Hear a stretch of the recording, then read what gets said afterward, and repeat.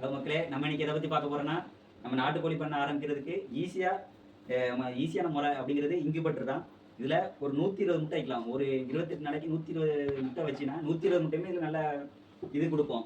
நல்ல ரிசல்ட் தருது இது இன்குபேட்டர். கீர்த்திவாசன் அவங்ககிட்ட தான் வாங்கினேன். நம்ம ஃப்ரெண்டு நல்ல இன்குபேட்டர் நீட்டாக செஞ்சு தராங்க. அதே மாதிரி அவங்க கோழி இத்தனை நாள் பறித்து இத்தனை நாளில் வந்து இந்த மருந்து கொடுக்கணும் அப்படிங்கிறத அவங்க நீட்டாக சொல்லி தராங்க.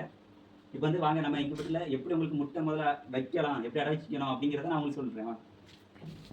ஃபஸ்ட்டு உள்ள ஒரு தாள் வச்சுக்கோங்க. இது எதுக்கு விற்கிறோம் அப்படின்னா, இந்த நம்ம மேலே வந்து ஆற்று மண் போடுவோம். போடச்சில் அந்த பாக்ஸ்லலாம் கீழே ஒரு மாதிரி கரை விட்டோம். குஞ்சு பறிக்கும் போது அந்த ரத்தம் அந்த இதெல்லாம் வடிஞ்சு கீழே ஒரு மாதிரி கரை விட்டோம். அதனால் முதல்ல இந்த பாக்ஸுக்குள்ளே இந்த பேப்பர் அப்படி இல்லை பேப்பர் இல்லை துணி இல்லைன்னா ஏதாச்சும் கவர் அப்படின்றத அதை விரிச்சுக்கோங்க. ரெண்டாவது வந்து முக்கியமான விஷயம் ஆற்று மண் போடுங்க.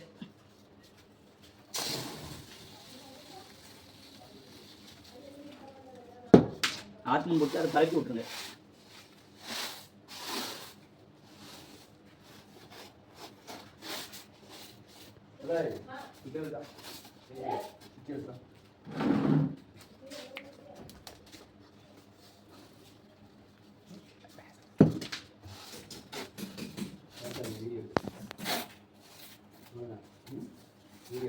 ஆற்று மணி கூட கொஞ்சம் போடுறதுனால தப்பு இல்லை. ஏன்னா 21 நாளைக்கு நம்ம 18 நாளைக்கு நம்ம முட்டை திருப்பணும்.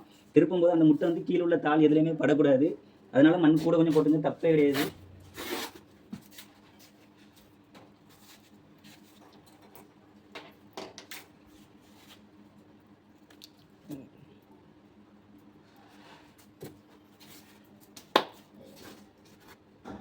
அதே மாதிரி இன்னொரு முக்கியமான விஷயம் என்னென்னா, முட்டை வெளியே எடுத்த பிறகு ஃப்ரிட்ஜில் வச்சுருந்தாலோ இல்லை சும்மா அரிசி இதில் வச்சுருந்தாலோ ஒரு 8 மணி நேரத்துக்கு முட்டையை வந்து வெளியே எடுத்து வச்சிடணும். ஏன்னா இல்லைன்னா அந்த முட்டையில் உள்ள அந்த மஞ்சக்கருவு கீழே உறைஞ்சிருக்கும்.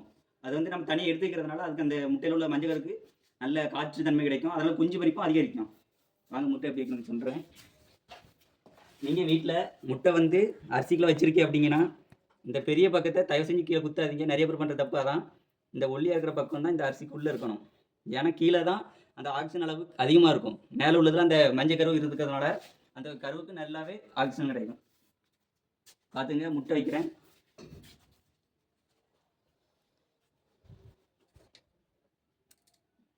நம்ம இது வைக்கிறது மட்டும் இல்லாமல் இதை கரெக்டாக பராமரிச்சுக்கணும். 18 நாளைக்கு திருப்பணும். அதுமாதிரி கரண்ட் அடிக்கிறது போதுன்னா அதுக்கு இன்வெர்ட்ரு அந்த இது வைக்கணும். உங்கள் ஏரியாவில் அதிகமாக ஹீட்டாக இருக்குது அப்படின்னா உள்ள 2 கப்பு தண்ணி வைங்க. ஏன்னா உள்ள பல்பு ஹீட்டு, அதனால் நீங்கள் 2 கப் தண்ணி வச்சிங்கன்னா கூலிங் தன்மை முட்டைக்கு நிறையாவே கிடைக்கும். பறிப்பு தன்மை அதிகமாக இருக்கும்.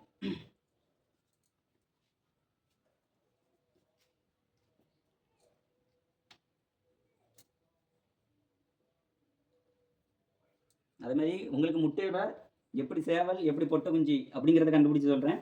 இது வந்து பொட்டைக்கோழி. முட்டை வந்து உருண்டையாக இருக்கும். பார்த்தீங்களா? உங்களுக்கு பார்த்தாலே தெரியும். முட்டை கடையில் வாங்கினாலும் சரி இல்லை யார் வீட்டில் இருக்கிறனாலும் சரி இந்த முட்டை வந்து அப்படி உருண்டையாக இருக்கும். இது வந்து பொட்டைக்கோழி. சேவல் அப்படிங்கிறது வந்து இதாக இருக்குது பாருங்க. சேவல் வந்து ஊச்சியாக இருக்கும் முட்டை. இது வந்து சேவல். உங்களுக்கு பார்த்தாலே தெரியும். நீங்கள் கடைக்காரங்கிட்ட கேட்டாலுமே அவங்க அதுக்கேற்ற மாதிரி உங்களுக்கு எடுத்து தந்துடுவாங்க.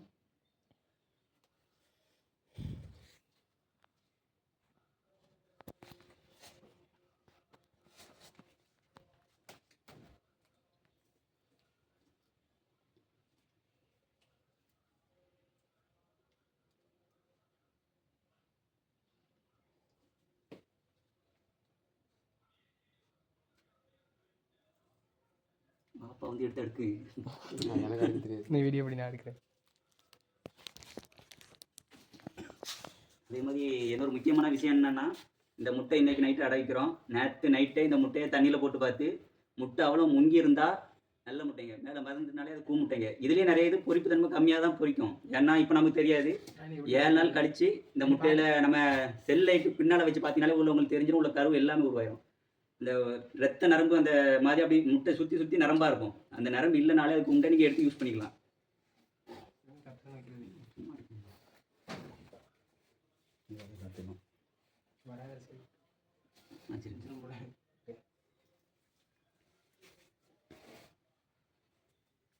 அப்படி இல்லை, உங்களுக்கு முட்டை திருப்ப குழப்பமாக இருக்குது அப்படின்னா நீங்கள் முட்டையில் எழுதி வச்சுங்க. ஒரு பக்கத்தில் 1 ஒரு பக்கத்தில் 2. நான் இப்போ எழுதி வைக்கிறேன் பாருங்களா. ஒரு இதை எடுத்துக்கங்க. முதல்ல ஒரு பக்கத்தில் 1 அப்படியே ஆப்போசிட்டு 2 இப்படி போட்டுக்கிட்டீங்கனாலே நீங்கள் இன்றைக்கி ஒன்றில் வச்சுருக்கீங்கன்னா அடுத்த நேரம் திருப்பிச்சில் இந்த ரெண்டுக்கு திருப்பினா போதும். அதே மாதிரி முட்டையை சும்மா இப்படி உருட்டுறது, சும்மா இப்படி டம் டிம்னு போடுறது அப்படி போட்டிங்கன்னா உள்ள கரு கலைஞ்சிரும். அதனால் முட்டையை வைக்கச்சில கொஞ்சம் மெதுவாகவே வைங்க. உங்களுக்கு பொரிப்பு தானே 100% அதிகமாக தான் இருக்குமே தவிர கம்மியாக ஆகாது.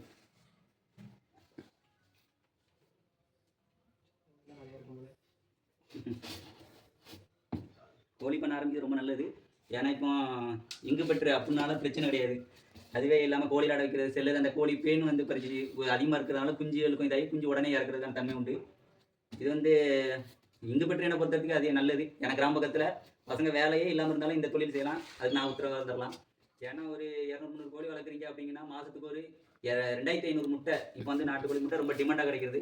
2500 முட்டை அப்படின்னாலுமே நீங்கள் கடையில் இப்போ நம்ம ஏரியாலாம் 12 ரூபா ஒரு முட்டை, நம்ம 10 ரூபாய்க்கு கடைக்கு சேல்ஸ் பண்ணாலும் 2500 முட்டைனா 25000 ரூபா ஆச்சு.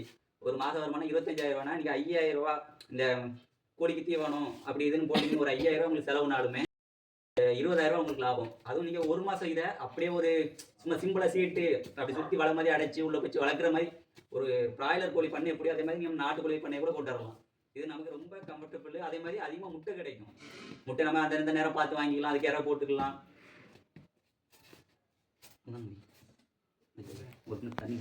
தனியா இந்த சைஸில் சாப்பிட இதே மாதிரி இதில் கொஞ்சம் பெரிய கிணத்துல ஒரு 2 கிலோ இரும்புல வைக்கிறாமா?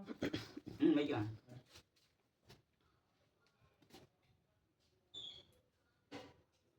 எத்தனை நிமிஷம் ஓடுது? 7 நிமிஷம்.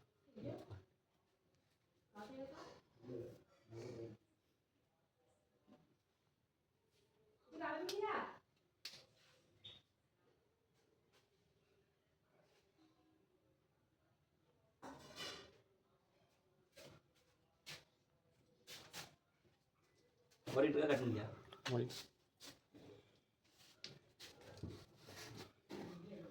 நம்ம ஏரியாவில் வந்து வெயில் அதிகமாக இருக்கிறதுனால நம்ம 2 கப் தண்ணி வைக்கிறோம். மற்றபடி எல்லாருமே 1 கப் தண்ணி வச்சா மட்டுமே போதும். தண்ணி வச்சு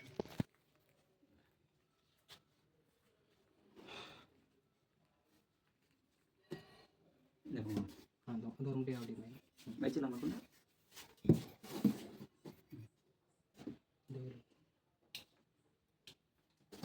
அதே மாதிரி உங்களுக்கு கூமுட்டை ஆகுதா, அந்த கூமுட்டை வந்து உங்களுக்கு ஒரு 5 நாள்லேயே உங்களுக்கு தெரிஞ்சிடும். முட்டை வந்து அந்த ஹீட்டுக்கு அப்படி பொங்கி வடிய ஆரம்பிச்சிடும். நீங்கள் அந்த முட்டையை வெளியே எடுத்துடலாம். நம்ம ஏரியா தூத்துக்குடி, அதனால் வெயில் அதிகம் நம்ம ஏரியாவில். மற்றபடி இந்த பாக்ஸுக்கு ஒரு இது வச்சாலே போதும். ஓகே, இந்த பாக்ஸ்